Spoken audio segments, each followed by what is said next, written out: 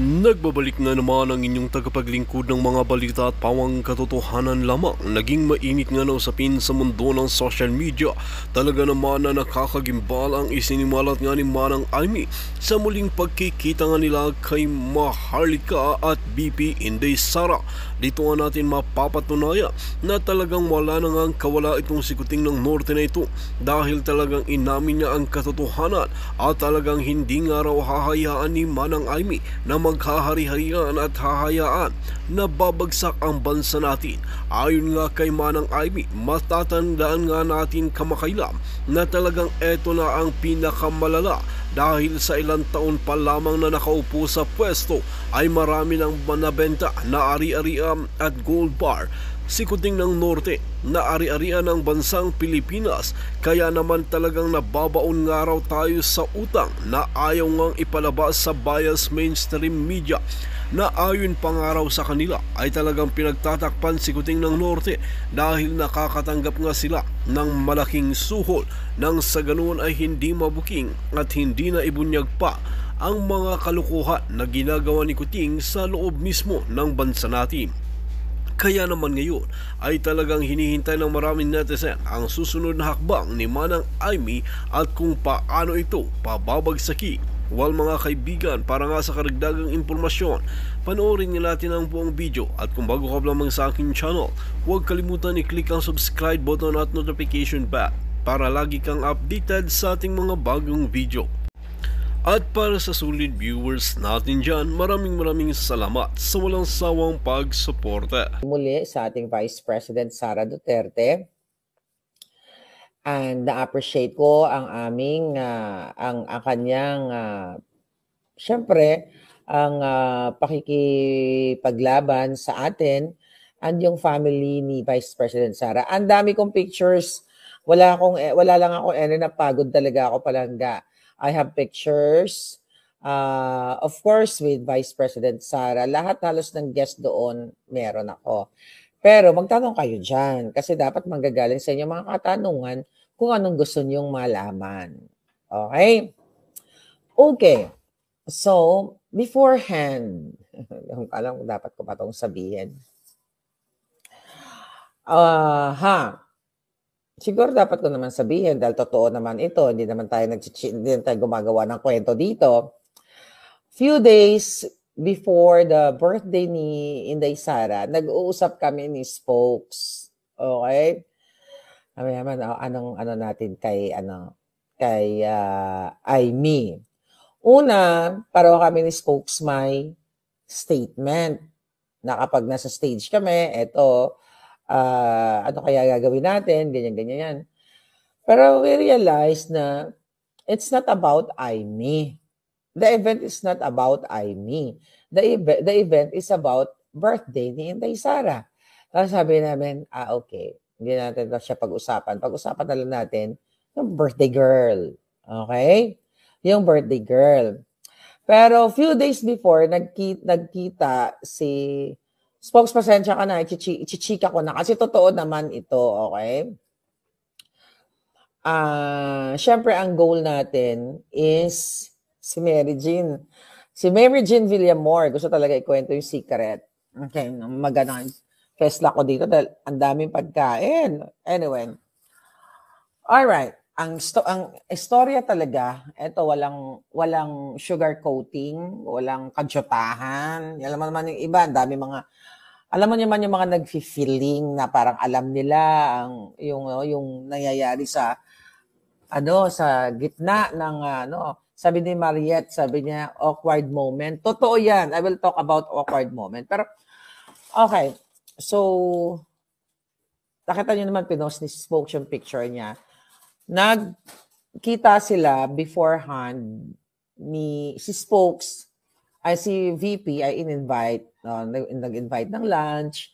Nagkita sila ni Spokes Harry, Senator Robin Padilla, at may isang congressman doon na basta yun. Ano yung palangga gusto mo? Okay na. So ngayon, so ang chika boom boom doon, it's not about kung ano man. Ang pinag-uusapan doon, kung paano solusyonan yung ginawa na pangingidnap ni Bangag Jr., na kapatid ni Amy Marcos, kay Pangulong Duterte. Okay, they talk about yung strategy, yung gagawin ng mga lawyers and everything, and of course, yung impeachment ni Inday Sara. Pero, eto lang yung konteksto na doon sa meeting, doon sa lunch na yun, wala ako doon, di man ako invited doon kasi it's about, legalities, hindi naman tayo maalam sa ganyan. So, si Spoke Sari ang expert dyan. Pero syempre exciting ito. So, ang Chika Boom Boom, eto kwento to sa akin ni Robin Padilla, Santo Robin at Spoke Sari. Para sila ng Chika Boom Boom. So, dun sa lunch na yon, ang konteksto na parang, bakit magalit na galit si Mar? Ay, Spoke, sagla-live ako. It's okay lang. So, chinichika ko yung mga pangyayari behind us. Di ba okay lang naman? We're just being real. Di ba? Si Smokes mamaya sa sali dito. Thank you sa lugaw, Thank you. Okay, mga palangga. So, ang naging konteksto doon ng kanilang meeting nila Spokes, wala ako doon. Parang, bakit, nagtatatalak kami sa social media, ganyan-ganyan. Tapos, syempre napag-usapan ako, according to Spokes and Robin. Ang gusto naman ni Robin, magkaayos daw kami ni Amy. Sabi ko, it's just about my comment dahil sa kapatid niyang Bangag. Alright? Yung saka lang, na hindi siya nanindigan kung ano man yung dapat niyang panindigan. Okay? So, ang Chika Boom Boom dun sa lunch meeting, ito, na parang, bakit si Maharlika, galit na galit, So, parang I think, nung nag-meeting sila, nag-vlog ako noon dito sa time na yun. Nagsalita ako tungkol kay Mangga. Sabi daw ni Amy noon, sabi niya, bakit si Maharlika? Nakita daw niya, parang nag-vlog ako, galit na galit. Yeah, galit na galit. Parang galit na, nagtatatalak na naman daw ako. Sabi ni Amy. So, ang chika, syempre, nagtatatalak ako dahil kay Bangag. It's not really personal dahil gusto kong talakan si Amy. So, doon sa lunch na yon, nagkakwento daw si Amy na kay VP Sara na in-invite niya ako noong 2017. Ako daw talaga ay loyalista. Parang sad siya na, nagkaroon ng ganito. Even ako naman, sad din naman ako noon, di ba? Okay, thank you. So, ngayon, parang ganun yung chika doon. Hindi ko maikwento lang kasi wala naman ako doon sa meeting na yon. Pero siguro yung pinaka-gist lang ng istorya. So, napag-usapan ako na bakit nagtatatalak ako, ganyan-ganyan. Si Amy, syempre, maang-maang ng lola mo kung bakit ako nagtatatalak. So, parang napag-usapan ako. Parang nabanggit yata ni Inday Sara, magkakilala na pala kayo. Mataga, parang ganon. Sabi niya, oo, loyalista nga daw ako.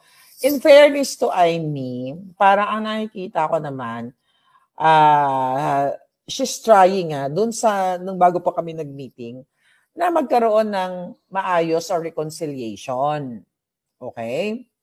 So, yun lang yun. So, kaya nagjo-joke kami, pag nakita mo si Amy, anong gagawin mo? Wala. I'm just being cordial or civil. Diba? Alam naman, manapak ako. Diba? Wala namang ganun. Kung si Trillanes nga, nakita ko, di ko naman sinapak. Tsaka, tama ba yun? Pag nakita mo yung tao, pag hindi mo gusto, sasapakin mo o bubuntalin mo or what? Hindi naman ganun. So, eto na nga mga chika. So, dito sa grupo namin, ano gagawin mo pag nakita kayo ni Amy, ganun. Di wala. Di ba? Doon ka lang. Anong gagawin mo? Wala ka naman. Kung sabi ko nga, di ba? Kinuwento ko pala sa inyo yun, Ay, nagtanong kayo, di ba? Sabi ko, kung babatiin, kung kakausapin ako, edi go. So, ako, hindi naman ako pumunta sa dahig dahil kay Amy or kung kanino, di ba? It's about yung support ko kay Pangulong Duterte. At siya sa, sa mga Duterte.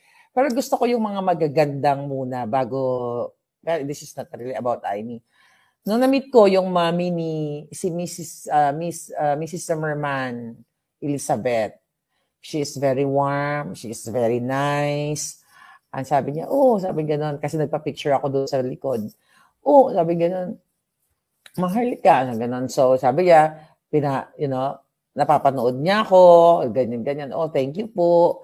So, very warm. Ang ganda-ganda ng pangyayari behind the scene sa loob. Even na doon si Amy Marcos. Walang awayan. Wala naman dapat awayan, di ba, folks? Sa bait naman tayo, di ba? Nagbubutod-butod lang. so yun yung chika boom boom. Ako talaga, alam ni Spokeshan, ayaw natin pag-usapan, di ba, si lola mo.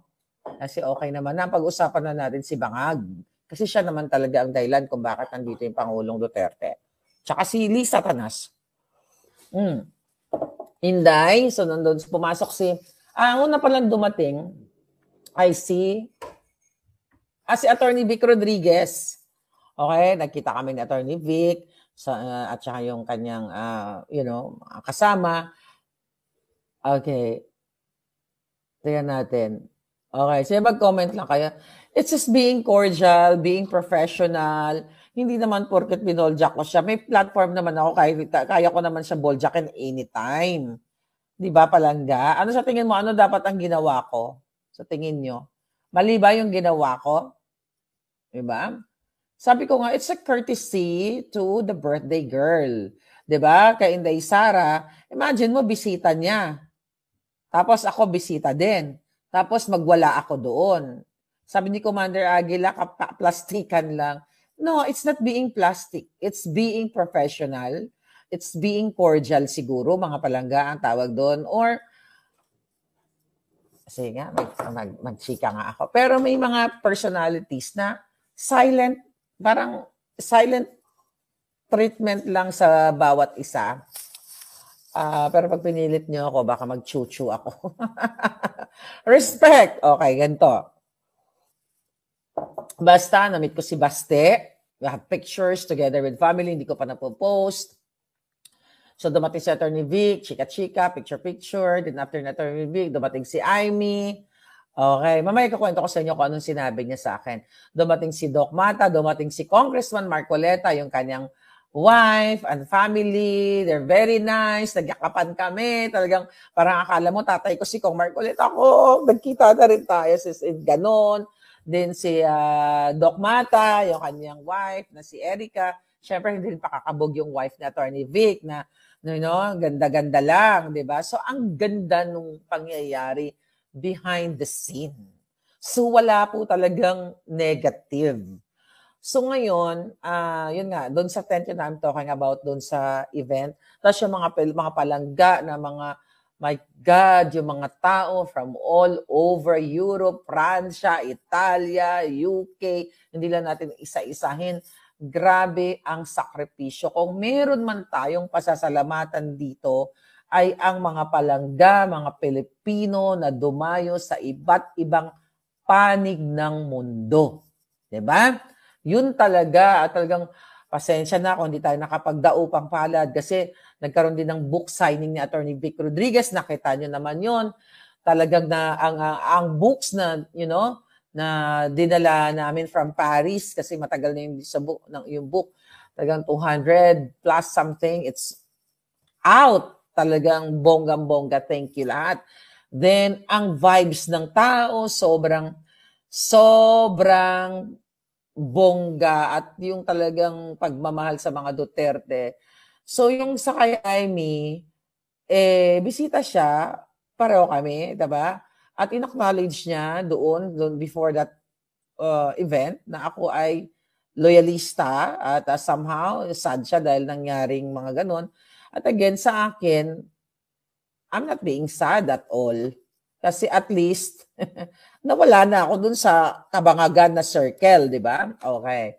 Ito na yung pinaka-juicy. Okay? Pinaka-juicy. Okay. So, may nagsabi sa akin, ma'am, papasok na si Mangga. May gumanon. Okay ba? So, nakatayo lang ako doon. Pagpasok niya, ang sabi sa akin, siyempre may mga nagsasalita. Ito, exact word niya sa akin. Dahil maraming tao, ay Maharlika, sabi niya ganun, Maharlika, bakit ka ba galit na galit sa akin? Ganon yung statement niya. Na nakatayo kami doon, nakikita. So, syempre ako doon, nakatayo din na ganyan. Sabi ko, it's not really personal, sabi ko na gano'n, Senator Amy. It's about your bangag na kapatid and your sister-in-law na Liza Tanas. Sinabi ko yon, right on her face. Diba sinabi ko yun, folks? Sinabi ko yon. Hindi ako nagpakabiing plastic doon, palangga. Nakatayo siya doon, ano yung reaction niya? Wala. Wala. Nakaano lang siya doon. Ganun ba? Parang sinabi ko sa kanya, it's not personal, it's about yung kapatid mo, kaya tayo nandito lahat. Dahil sa pagdukot kay Pangulong Duterte. So, ganun yung chika doon. But syempre, nakikinig lang siya, pero wala siyang reaction doon. Na sinabi, ay, oo nga. Ay, ikaw ba? Ganyan, ganyan. Wala talaga. Alright? Basta sinabi ko yung totoo, hindi ito personal, di ba? Sa parang napagkwentuhan pa namin na. Kasi nga magkakilala naman talaga kami. Syempre may mga pumapasok-pasok, ano. Di ba? Sabi ko, alam mo naman yung story. Alam mo naman yung story, sabi ko sa kanya. Wala rin siyang reaction doon. Ano? Okay ka lang? Gusto mo ng ano? Okay. So ngayon, wala siyang reaction nung sinabi ko na it's not personal yung tratatatat ko.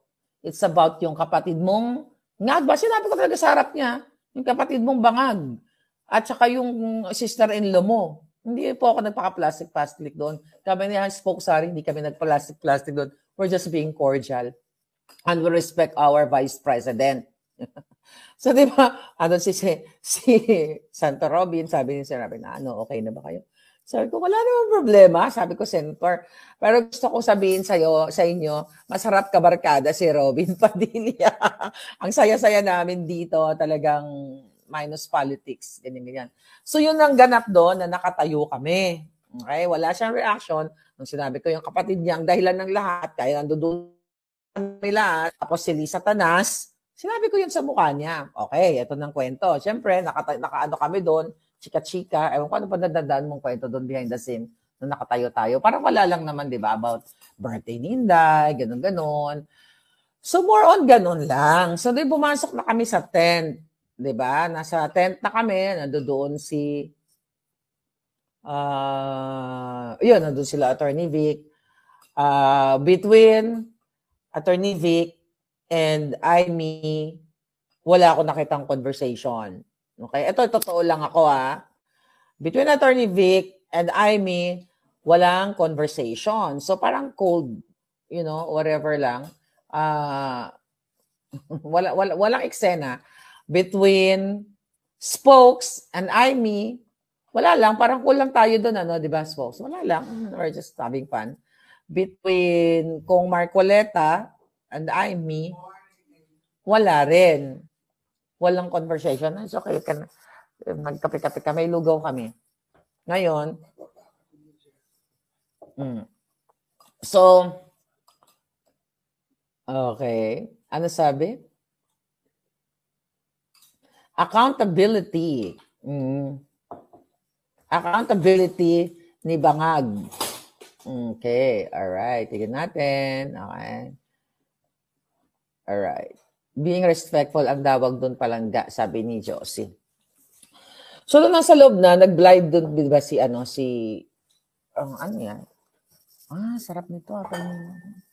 Sarap. So, thank you, so. So, nasa loob na kami, okay, nag-chika-chika kami, di ba? Yung chika-chika lang na, wala naman kaming seryosong pinagchika na parang sensitive. More on happy lang talaga si Inday kasi daming may mga lechon galing sa mga Filipino, cakes, at kung ano-ano pa. So, kumain kami ng bibingka and everything. So, ngayon, ano ba pinagchikahan doon? Si Inday, isip ko nung pinagchikahan niya namin doon Thank you.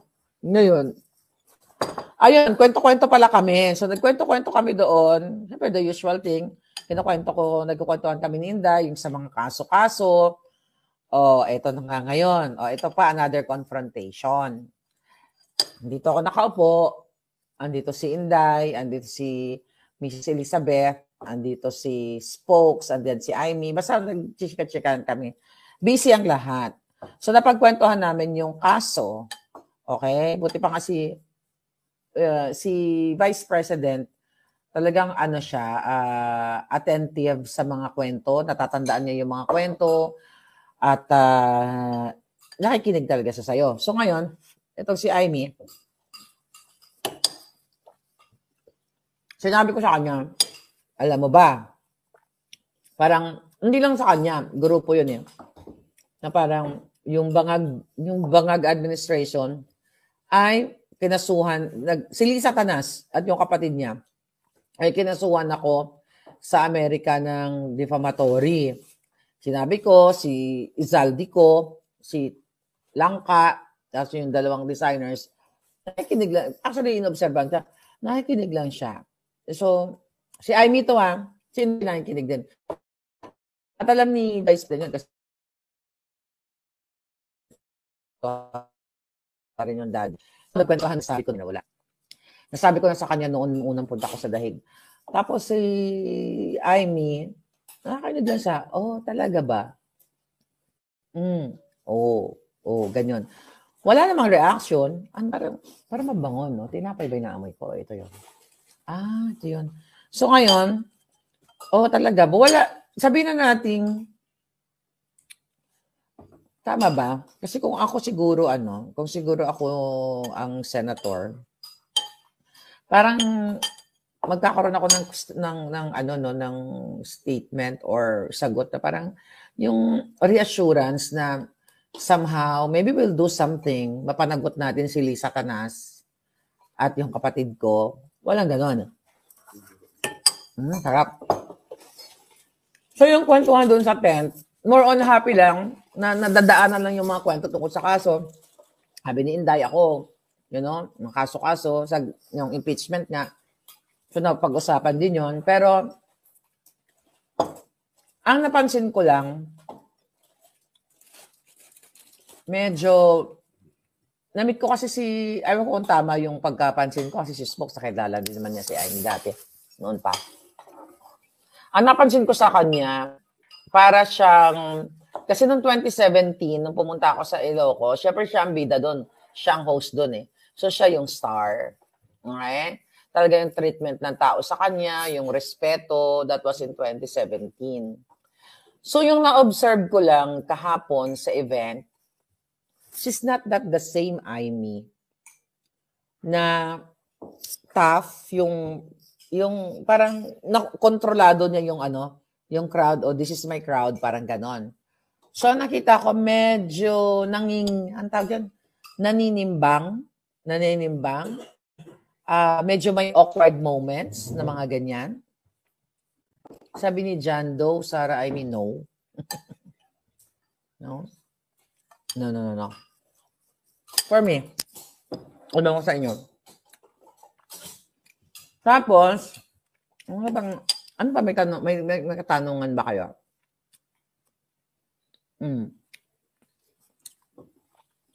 So, ang sinasabi, hindi kami nagplastikan Walang plastikan doon. Si Spokes, he's just being himself. Ako din. Walang plastikan doon, palangga. Okay, sagutin tayo. Okay? Sagutin tayo.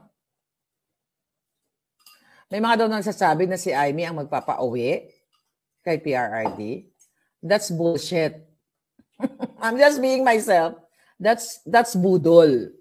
Hindi yan totoo. Hindi nga siya makapasok doon eh. Yun naman yung katotohanan eh. Kasi family lang.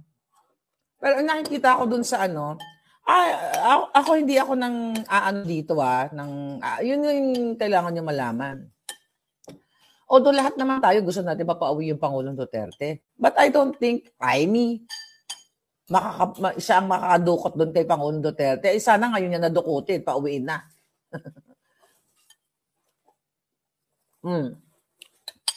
Kaya nga nag-usap sila Spoke, sila Inday, kung ano yung mga possible, yung mga magaganda bang pwedeng gawin, advices paano yung kay PRRD at yung impeachment.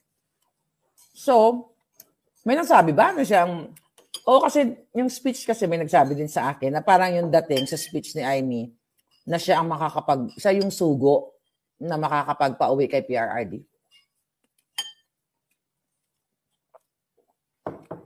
Ano pa ang tanong?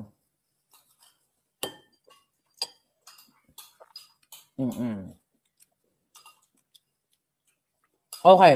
So, ngayon, ito na, mga chika. Hindi ko kasi narinig yung speech niya. Although nandoon kami, siyempre busy kami chika-chika. Hindi lahat ng, kahit yung speech ni Inday, hindi ko rin napakinggan lahat. Kailangan ko pa i-review lahat. Yung mga nagsasabing mapapauwi ni Amy si Pangulong Duterte, isang kadyotahan yun. Kung mapapauwi man ang Pangulong Duterte because of the effort of the family and the lawyers. May nagsabi ba? No. Katarantaduhan yun siya makakapagpauwi. Pauwiin niya na ngayong araw na to. Pag napauwi niya ngayong araw na to, maniwala kayo. Siyempre, lahat kami doon na nagsasalita, hopeful kami na makauwi ang Pangulong Duterte. Yun lang yun. Pero not necessary na dahil